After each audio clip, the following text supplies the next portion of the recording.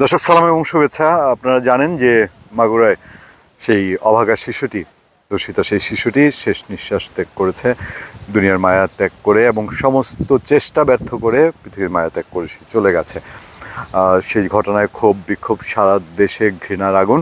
এর মধ্যে দিয়ে তার মৃত্যুর পর তার জানাজায় অংশ নেওয়ার জন্যে বাংলাদেশের দুজন আলোচিত রাজনীতিবিদ বলবো এখন, তৎকালীন সমন্বয়ক, বৈষম্যবিরোধী ছাত্র আন্দোলনের সমন্বয়ক হাসনাত আবদুল্লাহ এবং সার্জিস আলম, তারা দুইজন, তার সাথে মাওলানা মামুনুল হক, তারা তিনজন ঢাকা থেকে সেই জানাজায় অংশ নেওয়ার জন্যে গিয়েছিলেন হেলিকপ্টারে করে। এই হেলিকপ্টার যাত্রা নিয়ে তারা যাওয়ার পর থেকে সোশ্যাল মিডিয়ায় ব্যাপক আলোচনা, সমালোচনা, তর্ক বিতর্ক।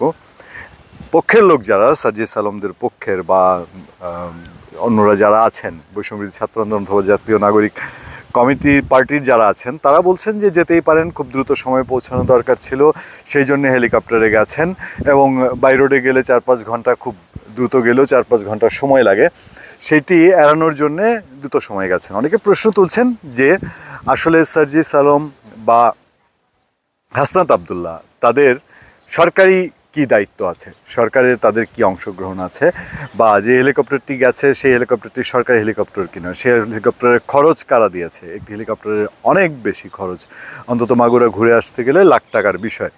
সেই টাকা কোত্থেকে আসলো? সার্জিস আলম বা হাসনাত আবদুল্লাহ তারা কি এত টাকাই এখন ইনকাম করেন যে হেলিকপ্টারে করে তারা মাগুরা যেতে পারেন?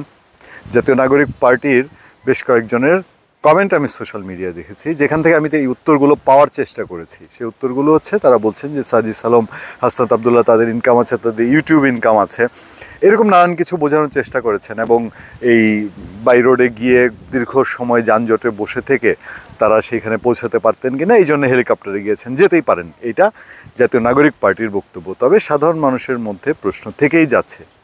আরেকটি বিষয় ঘটেছে, এই বিষয়টি বলার আগে আমার একটা অভিজ্ঞতা বলি। আমার টেলিভিশন ক্যারিয়ার দীর্ঘ বছরে 4-4টি বাংলাদেশের টেলিভিশনে কাজ করা হয়েছে, যারা জানেন না তাদের উদ্দেশ্যে বলা। 2008-9 সালের দিকে সিলেট সিটি কর্পোরেশন নির্বাচন ছিল। সেই সিটি কর্পোরেশন নির্বাচনে বদরুদ্দীন আহমেদ কামরান পাশ করেছিলেন। তার নির্বাচনী সমন্বয়ক ছিলেন প্রয়াত সাবেক অর্থমন্ত্রী আবুল মাল আব্দুল মহিদ, আওয়ামী লীগের সময়কার। তো আমি আবুল মাল আব্দুল মহিদের একটা লাইভ করছিলাম, বাংলা ভিশনে তখন কাজ করি, বাংলা ভিশনের রিপোর্টার হিসেবে। সেই লাইভ শেষ হওয়ার পরে ক্যামেরা আমার সামনেই ছিল।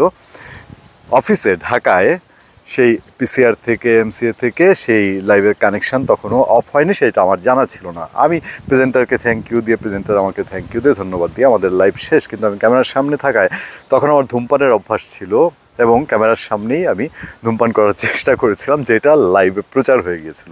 যেহেতু আমার দোষ ছিল না, সেই কারণে সেই যাত্রায় আমার চাকরি নিয়ে কোনো টানাটানি হয়নি। একটি ঘটনা খুব সোশ্যাল মিডিয়ায় ঘুরে বেড়াচ্ছে, সেটা হলো এখন টিভির একজন উপস্থাপিকা, সেই উপস্থাপিকা এই মাগুরার ঘটনা নিয়ে লাইভে খবরে ছিলেন এবং লাইভ শেষ হয়ে গেছে, কিন্তু এমসিএ থেকে বা টেকনিক্যাল সাইট থেকে সেই লাইভটি কানেক্ট করা হয়নি।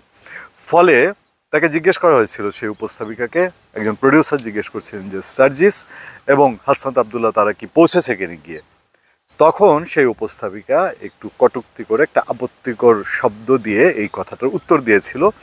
ঘটনা এখানেই শেষ না, সঙ্গে সঙ্গে ওই ক্লিপটি কীভাবে যেন ছড়িয়ে পড়ে এবং সোশ্যাল মিডিয়ায় ছড়িয়ে গিয়ে এটা ভাইরাল হয়ে যায়। এই ঘটনার পরিপ্রেক্ষিতে এখন টিভি কর্তৃপক্ষ সঙ্গে সঙ্গেই ওই উপস্থাপিকার তার চাকরি বাতিল করে, তাকে চাকরিচ্যুত করে। তবে ঘটনাটি ছড়িয়ে গেছে। যাই হোক, এইটা চাপা দিয়েও সার্জিস এবং হাসনাতের হেলিকপ্টার সফর এবং তাদের সরকারি প্রোটোকল কি হতে পারে এবং তাদের আসলে দায়িত্ব কি। আরও একটি প্রশ্ন যেটি উঠেছে সেটা হচ্ছে, উপদেষ্টারা কেউ কেন গেলেন না, বা সরকারের দায়িত্বশীল কেউ তো সামনে থাকতে পারতেন, হয়তো স্থানীয়রা ছিলেন, কিন্তু উপদেষ্টা পরিষদ থেকে বা প্রধান উপদেষ্টার পক্ষ থেকে কেউ যেতে পারতেন। এই আলোচনাগুলোও খুব বেশি রকমই সোশ্যাল মিডিয়া আছে।